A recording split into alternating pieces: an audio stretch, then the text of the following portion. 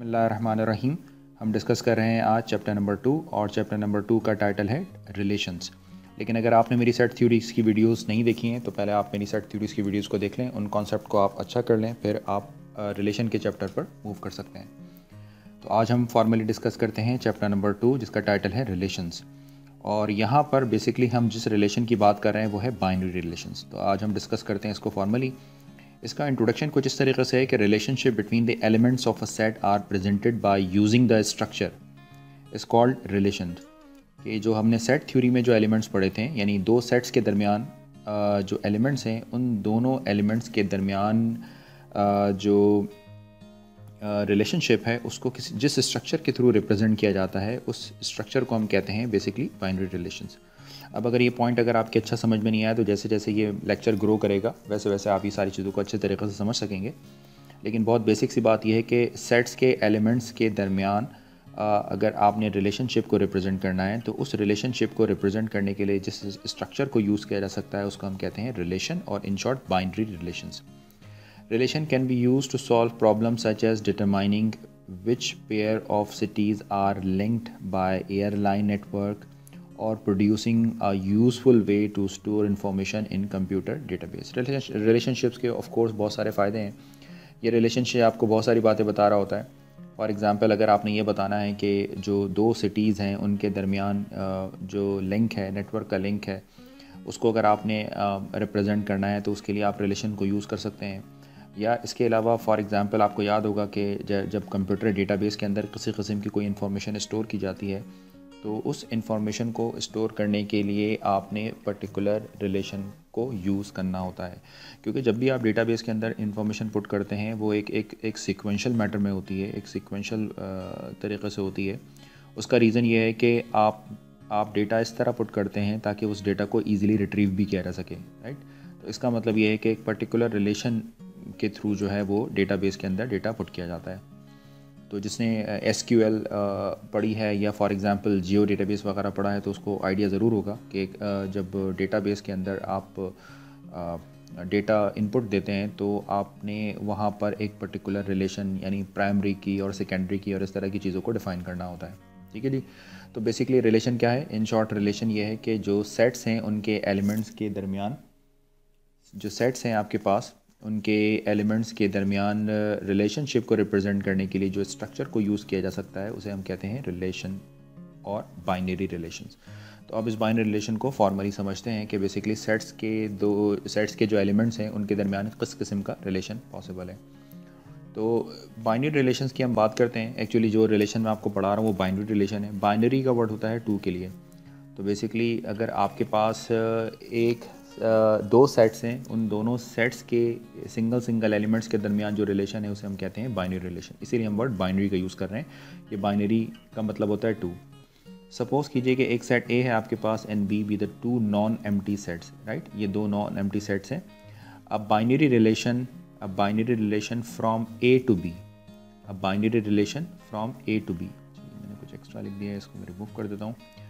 A binary relation from A to B is a subset of A cross B। इसे आप कहते हैं A cross B, और in short से हम कहते हैं A मल्टीप्लाई बाय B, जो भी आप उसके लिए कहना चाहें।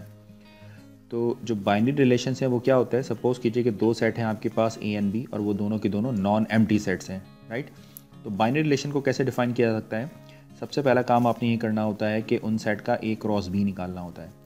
अब इस A क्रॉस B के जितने सबसेट्स होते हैं वो सबसेट्स बेसिकली बाइनरी रिलेशन कहलाते हैं।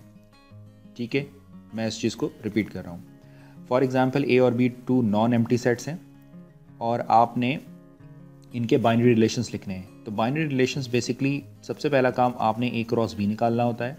ये A cross B basically Cartesian products के एक ऐसा सेट होता है जिसके अंदर कार्टेशियन प्रोडक्ट होते हैं। तो आप जब A क्रॉस B के सबसेट्स बनाते हैं तो उन सबसेट्स को हम क्या कहते हैं? Binary relation. इसको एक एग्जांपल से समझते हैं।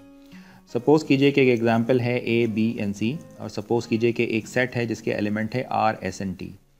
अगर मैं आपसे कहता हूं कि आपने A क्रॉस B निकालना है तो हम अपने प्राइमरी क्लासेस के अंदर ये डिस्कस कर चुके हैं कि ये किस तरह फाइंड आउट किया सकता है।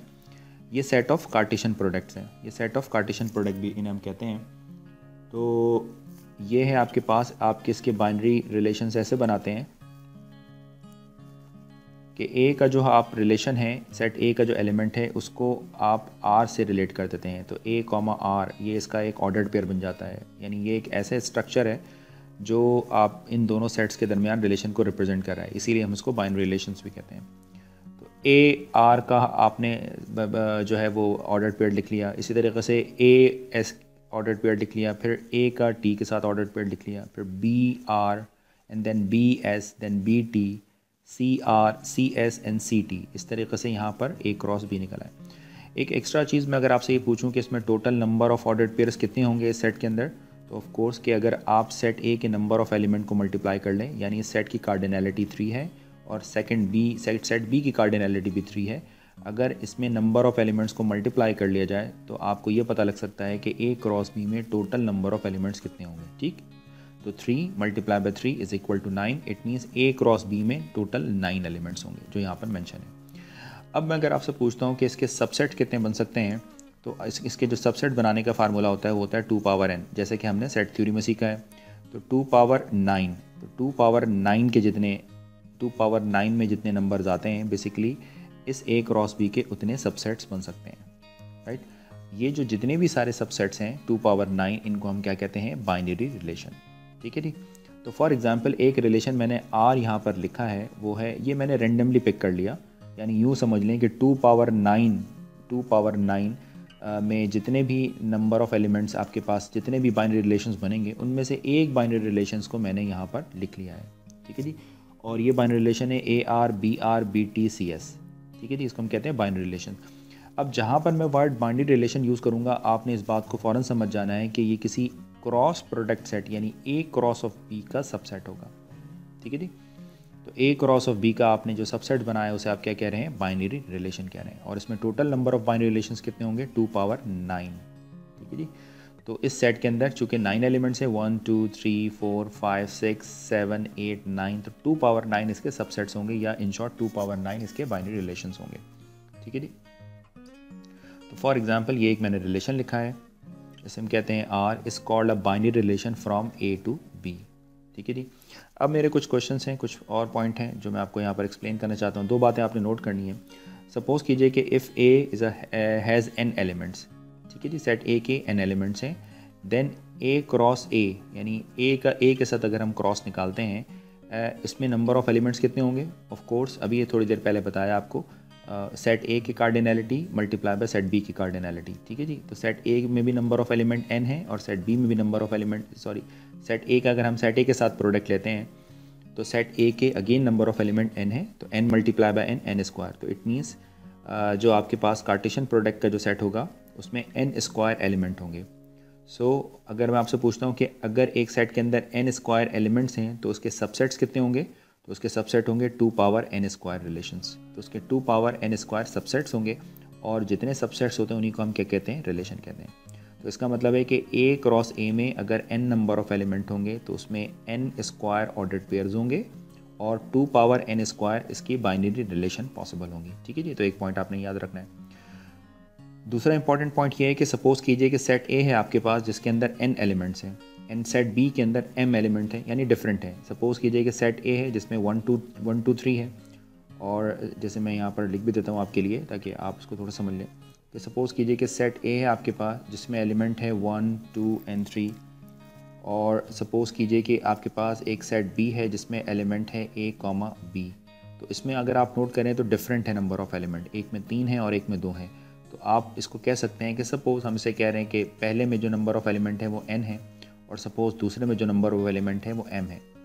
तो आप मुझे बताएं कि जब हम इनके कार्टेशियन प्रोडक्ट या हम ऑर्डर्ड पेयर्स बनाएंगे तो इसमें a क्रॉस ऑफ b में कितने नंबर ऑफ़ एलिमेंट होंगे। Of course n multiply by m। तो यही बात यहाँ पर बताई जा रही है। If a has n element and b has m element, so there are m cross n। m cross n का मतलब फॉर एग्जांपल इस केस के अंदर 3 मल्टीप्लाई बाय 2, 3 मल्टीप्लाई बाय 2 6। तो there are m cross n element in ordered pair set. और अगर मैं आपसे पूछूं कि इसके सबसेट्स कितने होंगे, तो ऑफ कोर्स के इसमें आपने सिंपली क्या करना होगा, 2 के ऊपर पावर कर देनी होगी m क्रॉस n।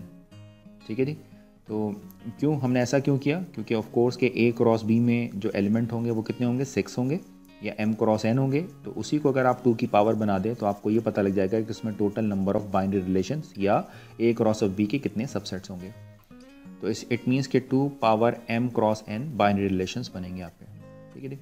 कुछ बहुत बेसिक एग्जाम्पल हैं, उनको ज़रा देख लेते हैं। क्या एग्जाम्पल है, लेट a, ये बहुत इंपॉर्टेंट एग्जाम्पल्स होती हैं, इस तरह आप जो है इन कॉन्सेप्ट्स को अच्छा समझ सकेंगे। Let a be the student in IBA। Suppose कीजिए कि जो आपके पास सेट A है वो बेसिकली IBA के स्टूडेंट्स का सेट है, and set B be the set of a courses. और फॉर एग्जांपल जो सेट B है वो जो कोर्सेज ऑफ़र हो रहे हैं उस सेमेस्टर में उनका एक आपने सेट बना लिया। ठीक है जी, सवाल समझ गए। सेट A में कौन कौन से लोग हैं, IBA के स्टूडेंट्स हैं। सेट B में कौन कौन से लोग हैं, सेट B में जो नंबर ऑफ़ कोर्सेज हैं उनका आपने सेट बना लिया। तो इट मीन्स कि अगर आप एक रिलेशन R डिफ़ाइन करते हैं, the relation that consist for those pair A, B, जो A, B पर मुश्तमिल होगी, तो इसमें A क्या रिप्रेजेंट कर रहा है, A रिप्रेजेंट कर रहा है स्टूडेंट को रिप्रेजेंट कर रहा है कि student A is a student enrolled, के स्टूडेंट इनरोल्ड है। और B क्या रिप्रेजेंट कर रहा है, B बता रहा है इन कोर्स में। तो इसका मतलब है कि अगर आप A जो है वो कहते हैं नंबर ऑफ़ स्टूडेंट है IBA में, और B कहते हैं जो कोर्सेज ऑफ़र हुए हैं, तो अगर आप इनका एक बाइनरी रिलेशन लिखते हैं तो ये बाइनरी रिलेशन बेसिकली इन दोनों क्वांटिटीज़ के दरमियान एक रिलेशन को रिप्रेजेंट करेगा। यानी ये आपको बताएगा कि ये स्टूडेंट यानी A स्टूडेंट इनरोल्ड है B कोर्स के अंदर। ठीक है जी। सपोज़ स्टूडेंट का नाम अली है, सपोज़ फिज़िक्स में इनरोल है, तो हम कह सकते हैं कि अली जो है वो फिज़िक्स में इनरोल है। तो इट मीन्स इस रिलेशन ने आपको दो क्वांटिटीज़ के दरमियान एक रिलेशन डिफ़ाइन करके बताया। चलें कुछ और बातें करते हैं। For example domain of relation का मतलब ये होता है कि आपके पास है the set of abscissa of a ordered pair set, यानी जिसे हम कहते हैं binary relation, known as domain of a relation, and it is denoted by DOM यानी डोमेन ऑफ R। तो सपोज़ कीजिए कि ये आपके पास एक बाइनरी रिलेशन है, तो इस बाइनरी रिलेशन में तमाम ऑर्डर्ड पेयर्स के जो X पार्ट है जिसे हम कहते हैं एब्सिसास, अगर इनको एक सेट की फॉर्मेट पे लिख लिया जाए तो ये डोमेन कहलाता है। राइट, 2, 4 and 1, तो इसे हम कहते हैं डोमेन। इसके साथ ही आप ये बताएं कि रेंज क्या होगा। The set of ordinate of ordered pair set, in short binary relation, known as a range of a relation and it is denoted by RAN यानी रेंज ऑफ R। तो सपोज़ कीजिए कि ये एक बाइनरी रिलेशन है, इस binary relation में जो ऑर्डिनेट वाला पार्ट है यानी तमाम ऑर्डर्ड पेयर्स का जो Y वाला पार्ट है उसका अगर सबसेट्स बना लिया जाए A, B, C and D, ठीक है जी, इन एलिमेंट्स का अगर एक सेट ड्रॉ कर लिया जाए, इन एलिमेंट का एक सेट बना लिया जाए, तो उसे आप कहते हैं रेंज। ठीक है जी। तो किसी बाइनरी रिलेशन का जो X पार्ट है तमाम ऑर्डर्ड पेयर्स का, उनका एक सेट बना लो तो रेंज डोमेन कहते हैं, और अगर Y पार्ट है तमाम ऑर्डर्ड पेयर्स के Y पार्ट का एक सेट बना लिया जाए तो उसे हम कहते हैं रेंज। ठीक है जी। ये कुछ बेसिक चीज़ें हैं जिन्हें आपने ध्यान में रखना है। फिर हम डिस्कस करते हैं कॉम्प्लीमेंट ऑफ सेट। ये बिल्कुल उसी तरीके से निकाला जाता है जिस तरीके से आप कॉम्प्लीमेंट सेट थ्योरी में निकाला करते थे। ये कैसे कि फॉर एग्जांपल अगर A कॉम्प्लीमेंट आपने मालूम करना है तो A कॉम्प्लीमेंट बेसिकली इसको यूनिवर्सल सेट में से आपने सब्ट्रैक्ट कर देना होता था। यहाँ पर भी कुछ इसी तरह का काम करना है कि कॉम्प्लीमेंट ऑफ अ रिलेशन का मतलब होता है consider a relation R from a set A to B। ठीक है जी। Then the complement of a relation R denoted by R, उसके ऊपर बार से इसको डिनोट किया सकता है, and is a relation from A to B such that, ये जो R कॉम्प्लीमेंट है इसको हम इस तरीके से इसकी डेफिनेशन बनती है कि ये A, B ऑर्डर्ड पेयर्स होते हैं, सच दैट का सिंबल है A, B does not belongs to R। ठीक है जी। ज़रा आप इसको समझते हैं तो कॉम्प्लीमेंट आपको समझाते हैं। तो कॉम्प्लीमेंट के लिए ज़रूरी चीज़ की है एक यूनिवर्सल सेट का होना। ठीक है जी। तो इसमें क्या मतलब हुआ, सपोज़ कीजिए कि एक आपके पास एक रिलेशन है R from X to Y। अब आपके पास ये X सेट है जिसके एलिमेंट है 1, 2, 3, फॉर एग्जांपल Y सेट है जिसके एलिमेंट है 8 and 9। और सपोज़ कीजिए कि इसी सेट के जब हम X क्रॉस Y निकालते हैं तो उसमें जितने नंबर ऑफ़ ऑर्डर्ड पेयर्स हैं आपके पास, और यानी जितने सबसेट्स बनते हैं उनमें से एक बाइनरी रिलेशन या एक सबसेट आपने यहाँ पर लिख लिया है। ठीक है जी। तो आपको ये मेरा पॉइंट समझ आ गया कि X और Y बेसिकली आपके पास दो सेट्स हैं और इनसे आपने एक बाइनरी रिलेशन ड्रॉ किया है। So to find the complement of a relation R, we find the universal relation X cross Y। ये जो X cross Y हम निकालते हैं ये बेसिकली आपका यूनिवर्सल रिलेशन होगा। ठीक है जी। तो पहला टारगेट तो आपका ये है कि एक्स और वाई का आपने क्रॉस लेना होगा। तो पहले आप एक्स वाई का क्रॉस ले लें। तो एक्स वाई का जब आप क्रॉस लेंगे तो 1 का ऑर्डर पेयर लिखना होगा 8 के साथ, फिर 1 का ऑर्डर पेयर लिखना होगा 9 के साथ। सिमिलरली 1 8 1 9, मैंने इसके सीक्वेंस बदल दिए, कोई फ़र्क नहीं पड़ता। Then 2 8 3 8 1 9 2 9 and 3 9।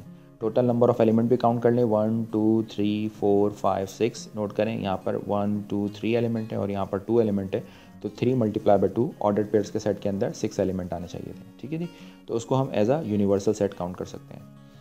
अब अगर आपने R का कॉम्प्लीमेंट निकालना है तो जो इक्वल होगा U माइनस आर, यानी U के वो मेंबर्स जो R में प्रेजेंट ना हो उनको आपने लिखना है। मिसाल के तौर पर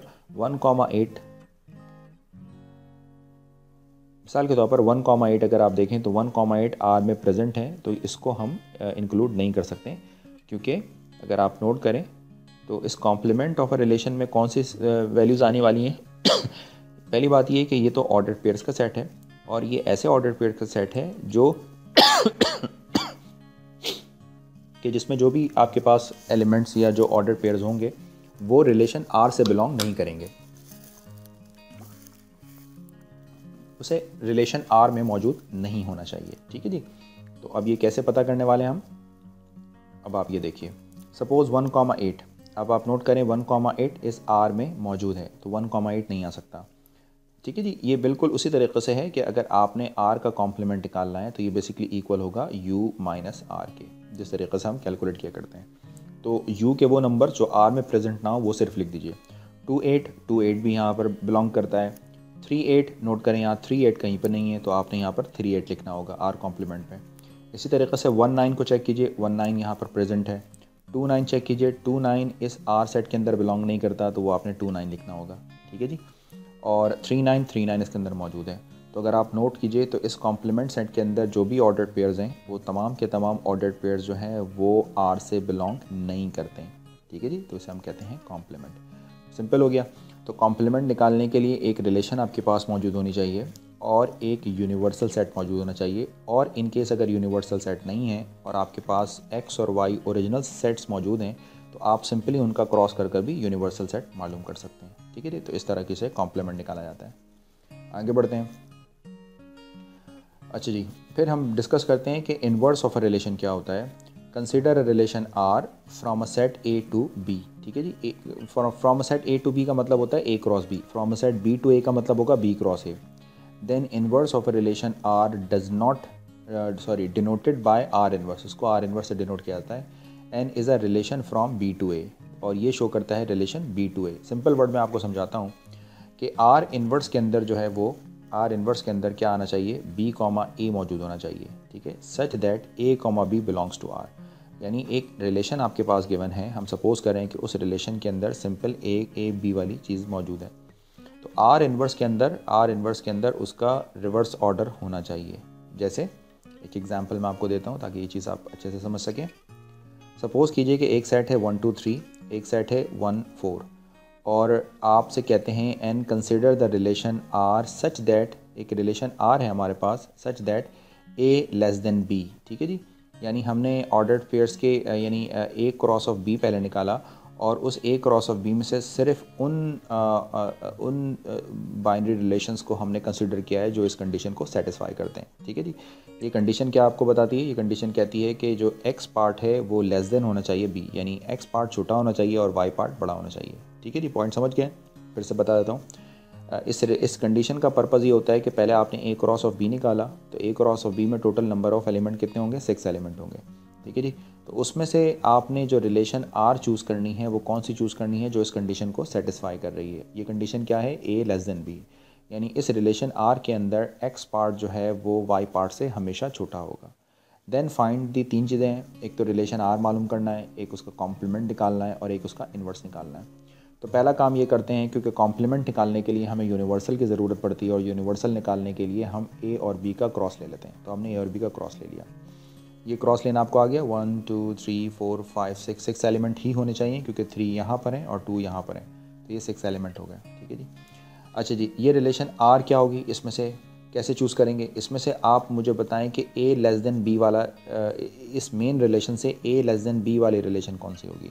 अगर आप नोट करें तो यहाँ पर 1 1 के इक्वल है, ये चूज़ नहीं कर सकते हैं। यहाँ पर 1 और 4 हैं, x छोटा है y बड़ा है यहाँ पर, तो इसे चूज़ कर सकते हैं। यहाँ ये 2,1 चूज़ नहीं कर सकते हैं क्योंकि 2 इज़ ग्रेटर देन 1। इसे 2 4 चूज़ कर सकते हैं, बिल्कुल कर सकते हैं क्योंकि x पार्ट इसका स्मॉल है और y पार्ट इसका ग्रेटर है, तो 2 4 ले सकते हैं। 3 1 ले सकते हैं, नहीं ले सकते हैं। 3 4 ले सकते हैं, बिल्कुल ले सकते हैं। ठीक है जी। तो आपको समझ आया कि इस बाइनरी रिलेशन से अगर कोई कंडीशन आपके पास गिवन हो तो जो जनरल बाइनरी कंडीशन या यूनिवर्सल सेट होता है उसमें से अपनी रिक्वायर्ड बाइनरी रिलेशन कैसे निकालते हैं। ठीक है जी। अब अगर मैं आपसे कहता हूँ आर कॉम्प्लीमेंट क्या होगा, तो आपको पता है कि आर कॉम्प्लीमेंट बेसिकली इक्वल होता है किसके, u माइनस आर के। तो u के वो एलिमेंट जो r में प्रेजेंट ना हो उसे लिख लीजिए। देखें 1 1 क्या यहाँ पर है, 1 1 यहाँ पर नहीं है तो आपने यहाँ पर लिख लिया। 1 4 एग्जिस्ट करता है, 2 1 नहीं है, 2 1 आपने लिख लिया। देन 2 4 अगर आप चेक करें तो इधर 2 4 है, छोड़ दें आप। 3 1 है, इसमें 3 1 नहीं है, ये आपने लिख दिया। यानी अगर आप नोट करें तो इस सेट के तमाम मेंबर जो हैं वो बेसिकली r से बिलोंग नहीं करने चाहिए। ठीक है जी। देखें ये बात। अब आखिरी बात हम यहाँ पर करने वाले हैं कि इसी रिलेशन r का आपने r इन्वर्स लिखना है, r इन्वर्स। अब वो r इन्वर्स कैसे लिखने वाले हैं, सिंपली 1 4 जो लिखा हुआ है उसको आप 4 1 कर दें, और ये 2 4 लिखा हुआ है इसको आप 4 2 कर दें, ये जो 3 4 लिखा हुआ है इसको आप 4 3 कर दें। इसका क्या मतलब होता है, ये 1 4 2 4 3 4 ये आपको बताता है कि आप बेसिकली a क्रॉस b से ये काम कर रहे हैं। ठीक है जी। और ये जो 4 1 4 2 और 4 3 है ये आपको बताता है बेसिकली b क्रॉस a, इस तरह की बात बताता है। यानी जब हम a क्रॉस b की बात करते हैं तो हम कहते हैं कि a comma b belongs to r, और हमने क्या करा, उसका b क्रॉस a निकाल लिया, तो b क्रॉस a का मतलब होता है b कॉमा a। ठीक है जी। क्या ये पॉइंट आपके समझ आया? मैं वापस से इस डेफिनेशन पर चलता हूँ ताकि आप जो है वो उसको एक दफ़ा और ठीक से देख सकें। तो इन्वर्स निकालना बहुत आसान टास्क है, बिल्कुल भी ये मुश्किल नहीं होता। ठीक है जी। देखेंगे ये डेफिनेशन, इसका मतलब ये होता है कि इन्वर्स के सेट के अंदर b कॉमा a होना चाहिए such that a comma b belongs to r। Of course inverse सिर्फ उन्हीं सेट का निकाला जा सकता है जिस सेट के लिए कोई रिलेशन r मौजूद हो। अगर आपके पास कोई रिलेशन r होगी तो आप उसका इन्वर्स निकाल सकेंगे which is b comma a। ठीक है जी। तो यहाँ तक हमने बात कर ली है। अब हम बात करते हैं कि रिप्रेजेंटेशन कैसे करते हैं रिलेशंस की। ठीक है जी। तो रिलेशन का कुछ हमने बेसिक इंट्रोडक्शन देख लिया कि रिलेशन क्या होता है, उनके सबसेट्स कैसे बनते हैं, इन्वर्स कैसे निकलता है, कॉम्प्लीमेंट कैसे आता है। तो ये सारी चीज़ें हमने डिटेल से डिस्कस कर ली हैं। अब हम बात करते हैं कि जो रिलेशंस हैं उनको कितने तरीक़ों से रिप्रेजेंट किया जा सकता है। तो relation can be represented in many ways, some of which are as follow. कुछ आपको बताया जा रहा है। सबसे पहली चीज़ कि रिलेशन को मैट्रिक्स से रिप्रेजेंट किया सकता है। अब चूँकि बहुत सारे अप्रोचेज़ हैं हमारे पास, लेकिन क्वेश्चन हमारा ये रेज़ होता है कि इतनी सारी अप्रोचेज़ में हम मैट्रिक रिलेशन को रिप्रेजेंट कर तो रहे हैं, लेकिन उसका फ़ायदा क्या है। तो आगे चलकर जब आप देखेंगे कि आप ग्राफ थ्योरी अप्लाई करेंगे, ग्राफ थ्योरी पढ़ेंगे, या फॉर एग्जांपल ट्रीज़ पढ़ेंगे, या फॉर एग्जांपल और कोई एडवांस टॉपिक अगर आप पढ़ते हैं, तो अगर आप नोट करेंगे कि हम रिलेशंस को सेट की फॉर्मेट में नहीं देख सकेंगे, तो हमारे लिए सबसे सूटेबल ऑप्शन होगा कि रिलेशन को किसी और फॉर्मेट में देखा जाए। तो इसीलिए इन सारी चीज़ों को पढ़ रहे हैं जिसकी आगे चलकर एप्लीकेशन आपको पता लगेगी। तो पहली बात ये कि रिलेशन को मैट्रिसेस की फॉर्म में रिप्रेजेंट किया सकता है। सपोज़ कीजिए कि एक पी मैट्रिक्स है और एक पी सेट है और एक क्यू सेट है। पी सेट के एलिमेंट है A1 A2 A3 and AM, और क्यू सेट के एलिमेंट है B1 B2 B3 and BN। ठीक है जी। ये दोनों सेट फाइनाइट सेट है containing m and n number of element respectively. R is a relation from P to Q। हम एक रिलेशन R डिफाइन करते हैं जो रिलेशन P to Q है। अब ये P to Q का मतलब है कि आपने पहले P क्रॉस Q निकाला और फिर P क्रॉस Q को निकालने के बाद आपने उसका एक सबसेट ले लिया, तो इसको कहा जाता है relation R is a relation from P to Q। And then फिर हमने क्या किया, then the relation R can be represented by M cross N matrix। इसको M cross N की मैट्रिक्स में कैसे रिप्रेजेंट करते हैं, ये M रिप्रेजेंट करता है मैट्रिक्स को, और उसके जो मेंबर्स हैं वो होते हैं MIJ, राइट। ये I रिप्रेजेंट करता है नंबर ऑफ़ रॉस को और J रिप्रेजेंट करता है नंबर ऑफ़ कॉलम्स को। और इसको इस तरह डिफाइन किया सकता है कि MIJ यानी ये जो मेंबर्स हैं आपके पास, ये मेंबर्स या तो 0 हो सकते हैं या 1 हो सकते हैं। ठीक है जी। तो जो रिलेशन को रिप्रेजेंट करने के लिए जो भी मैट्रिक्स होगी उसके मेंबर्स जो हैं वो 0 हो सकते हैं और 1 हो सकते हैं। अब क्वेश्चन ये है कि 0 कब होंगे, if AI, BJ does not belongs to R। मिसाल के तौर पर जो रिलेशन है आपके पास, जो ऑर्डर्ड पेयर है आपके पास, अगर वो ऑर्डर्ड पेयर जो है वो उस रिलेशन में प्रेजेंट ना हो तो मेट्रिसेस में उस लोकेशन के ऊपर 0 असाइन कर दिया जाएगा। ये भी आपको एग्जांपल से और ज़्यादा समझ में आ जाएगा। इसी तरीके से जो अब रिलेशन की जो मैट्रिक्स है उसमें 1 असाइन किया जा सकता है, वो उस वक्त होगा जब AIBJ जो है वो बिलोंग करता हो R से। यानी एक ऑर्डर्ड पेयर अगर आपके पास सेट से बिलोंग करता है, रिलेशन से बिलोंग करता है, तो उस लोकेशन के ऊपर 1 असाइन कर देंगे, और अगर वो उस रिलेशन से बिलोंग नहीं करता तो उस लोकेशन के ऊपर 0 असाइन कर देंगे। ठीक है जी। अब इसको आप एग्जाम्पल से समझते हैं।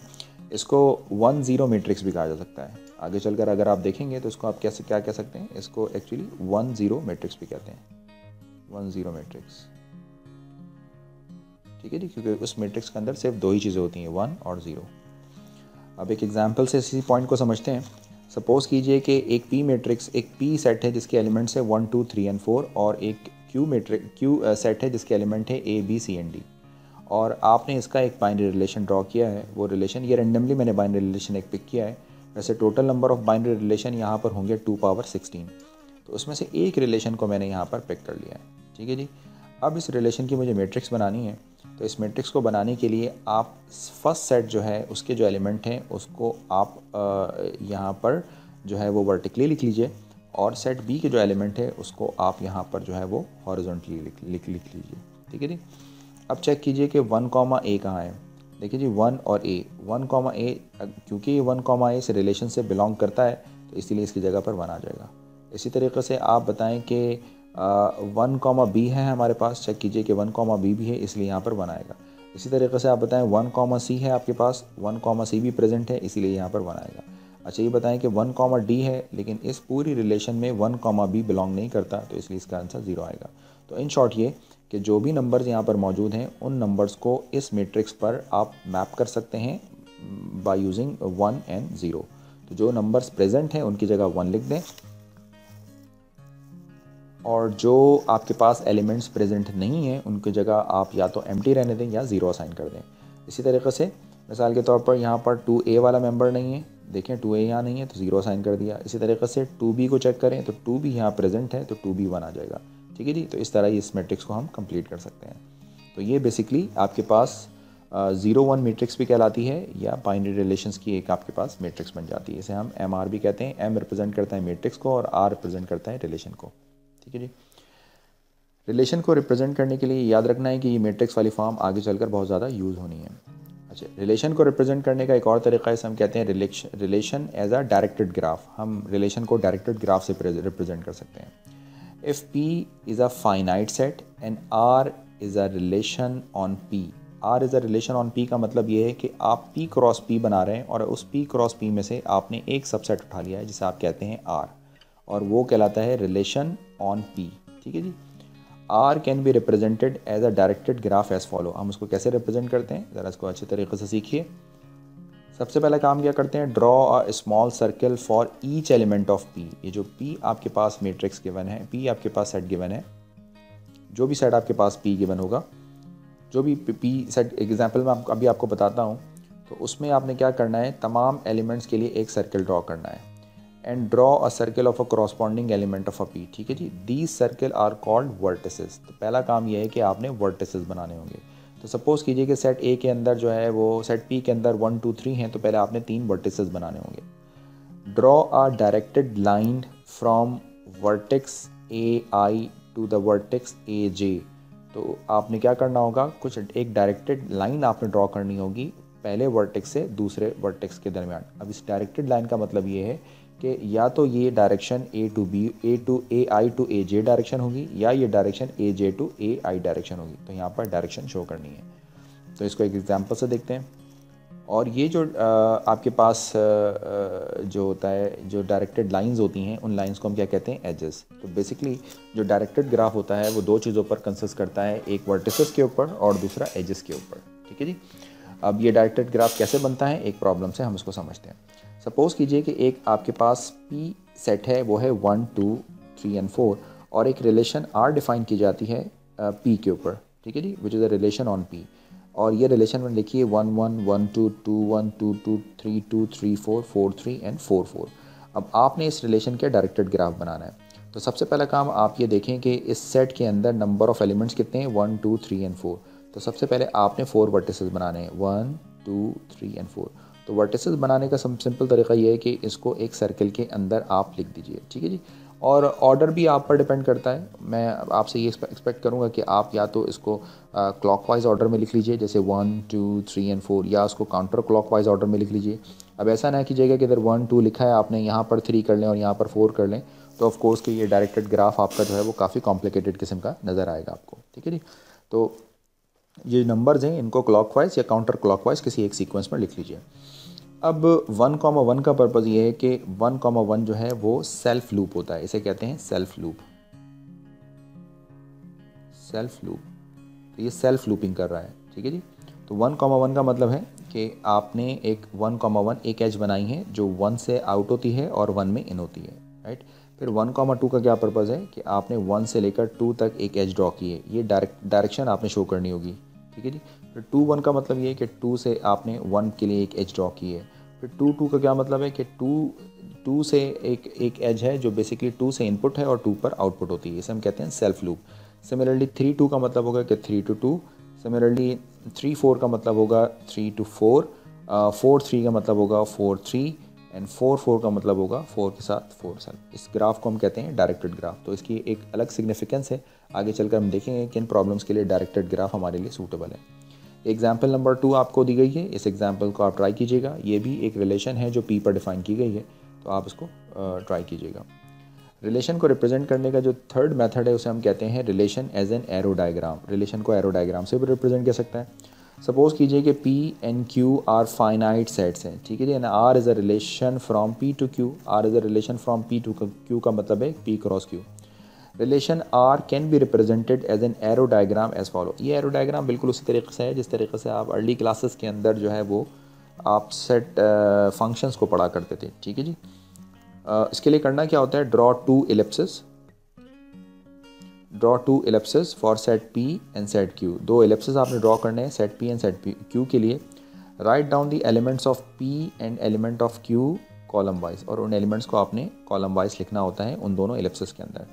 Then draw the arrow from first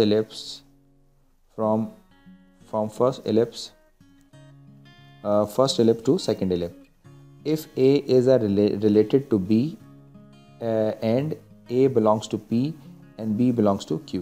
तो इसमें आपने एरो उस वक्त बनानी है कि जब आपके पास जो है वो A जो है वो B से रिलेट करता होगा और A जो है वो P से बिलोंग करता होगा और B Q से। ये तो ऑफ कोर्स है कि A और B जो है वो ऑफ कोर्स इसी तरीके से P और Q से बिलोंग करते होंगे, लेकिन आपने एरो उस वक्त बनाना है कि जब आपके पास एक ऐसा ऑर्डर्ड पेयर मौजूद है जिसके अंदर A और B प्रेजेंट है। यानी फॉर एग्जांपल 1,2 है, तो जो फर्स्ट एलिप्स है वहाँ से 1 से आपने मूव करना होगा और सेकंड जो एलिप्स है उधर Q पर जाकर आपने एंड करना होगा, ठीक है जी। तो इसको एक एग्जांपल से डिस्कस करते हैं। सपोज़ कीजिए कि 2 सेट है 1, 2, 3, 4 ABCD, और सपोज़ कीजिए कि एक बाइनरी रिलेशन मैंने यहाँ पर लिखी है 1A 2A 3A 1B 4B 4C 4D, ठीक है जी। इसको आपने जो है एरो डायग्राम से शो करना है। तो पहले आपको ये बताया गया कि जो भी आपके पास सेट्स मौजूद हैं उनके आपने 2 एलिप्सेस बना लिए, ठीक है जी। ये बन गया आपके एलिप्सेस। तो फर्स्ट एलिप्स के अंदर इन मेंबर्स को लिख दीजिए 1, 2, 3 एंड 4 कॉलम वाइज, और सेकंड एलिप्स के अंदर इन मेंबर्स को लिख दीजिए कॉलम वाइज। अब आप ढूंढिए कि ये रिलेशंस आपको कहाँ पर मिलेंगी। फॉर एग्जांपल 1A रिलेशन में आपने क्या करना है, 1 से A के लिए एरो ड्रॉ करना है, 2 से A के लिए एरो ड्रॉ करना है, 3 से A के लिए एरो ड्रॉ करना है, 1 से B के लिए एरो ड्रॉ करना है, 4 से B के लिए एरो ड्रॉ करना है। तो इस तरीके से ये एरो डायग्राम बन जाती है आपके पास, ठीक है जी। तो बहुत सारी प्रॉब्लम्स ऐसी हैं जिनमें जब हम फंक्शन को डिस्कस कर रहे होंगे तो ऑफ कोर्स हमें एरो डायग्राम की नीड होगी, क्योंकि उस एरो डायग्राम के थ्रू हम ये बता सकेंगे कि जो आपका बाइनरी रिलेशन है वो बाइनरी रिलेशन एक फ़ंक्शन है या नहीं है। तो उसमें तो इस तरीके से हम रिलेशन को जो है वो रिप्रेजेंट कर सकते हैं, और हर रिप्रेजेंटेशन की एक अलग सिग्निफिकेंस है। यानी कुछ प्रॉब्लम्स ऐसी हैं जहाँ पर आप मेट्रिसेस को यूज़ करेंगे, कुछ प्रॉब्लम्स ऐसी हैं जिसमें डायरेक्टेड ग्राफ आप यूज़ कर रहे होंगे, कुछ प्रॉब्लम्स ऐसी हैं जिसमें एरो डायग्राम आप यूज़ कर रहे होंगे और इनसे मीनिंगफुल रिजल्ट निकाल रहे होंगे। तो लास्ट हमारे पास टाइप है, हम कहते हैं relation as a table. Suppose कीजिए कि ये relation as a table similar है जिस तरह आप मेट्रिसेस को रिप्रेजेंट करते थे। तो सपोज़ कीजिए कि P और Q जो है वो आपके पास फाइनाइट सेट्स हैं and R is a relation from P to Q। Relation R can be represented in a tabular form. अब इसको टेबुलर फॉर्म में कैसे रिप्रेजेंट किया जाता है ज़रा इसको डिस्कस करते हैं। Make a table which contains rows and equivalent to the elements of P and columns equivalent to the Q। तो आपने सबसे पहला काम ये करना है, एक टेबल बनाना है और इन शॉर्ट एक ग्रिड फॉर्म करनी है जिसमें जो है वो नंबर ऑफ़ एलिमेंट, P के नंबर ऑफ़ एलिमेंट जितनी रॉज होनी चाहिए और Q के नंबर ऑफ़ एलिमेंट जितने कॉलम्स होने चाहिए। ठीक है जी, कैसे होने चाहिए हम एग्जाम्पल से डिस्कस करते हैं इसको। और जो भी आपके पास रिलेशन प्रेजेंट हो वहाँ पर क्रॉस मार्क करना होगा और जो रिलेशन प्रेजेंट ना हो उसको आप एम्प्टी छोड़ सकते हैं। अब ज़रा देखिए यहाँ पर, सपोज़ कीजिए कि P के एलिमेंट है 1 2 3 4, तो आपने यहाँ पर लिखा 1 2 3 4, इट मीन्स यहाँ पर 4 रॉज होनी चाहिए, 1 रॉ 2 रॉ 3 रॉ 4 रॉ। और फॉर एग्जांपल जो Q के एलिमेंट है वो भी 4 है, तो X Y Z and 4 actually इस तरह आपने ग्रिड फॉर्म कर ली। फिर 1x चेक कीजिए, तो 1x यहाँ पर प्रेजेंट है तो आप इसकी जगह स्टैरिक कर सकते हैं। 1y प्रेजेंट है, इसकी जगह स्टैरिक कर सकते हैं। 2z प्रेजेंट है, 2z इसकी जगह स्टैरिक कर सकते हैं। 3z प्रेजेंट है, 3z की जगह स्टैरिक कर सकते हैं। एंड 4k प्रेजेंट है, तो इसको आप क्या करते हैं, स्टैरिक कर सकते हैं। और बाकी को आप एम्प्टी छोड़ सकते हैं और आप चाहें तो उसकी जगह 0 असाइन कर सकते हैं। तो इस तरीक़े से हम एक सेट को टेबुलर फॉर्म में भी रिप्रेजेंट कर सकते हैं। तो ये था आज का हमारा लेक्चर जिसमें हमने बेसिक इंट्रोडक्शन आपको दिया कि बेसिक जो हमारा रिलेशन है वो क्या होता है। तो बेसिकली मैं आपको ज़रा जल्दी से रिकॉल करवा दूँ, रिलेशन जो है वो बेसिकली दो सेट्स के दरमियान जो एलिमेंट्स हैं उनको डिफ़ाइन करने के लिए एक पर्टिकुलर स्ट्रक्चर है जिसको हम कहते हैं बाइनरी रिलेशन। फिर हमने क्या कुछ डिस्कस किया इसके अंदर, फिर हमने ये डिस्कस किया कि डोमेन ऑफ रिलेशन क्या होता है, रेंज ऑफ रिलेशन क्या होता है, कॉम्प्लीमेंट कैसे निकाला जाता है, इनवर्स कैसे फाइंड आउट किया जा सकता है, और उसके साथ रिप्रेजेंटेशन हमने देखी।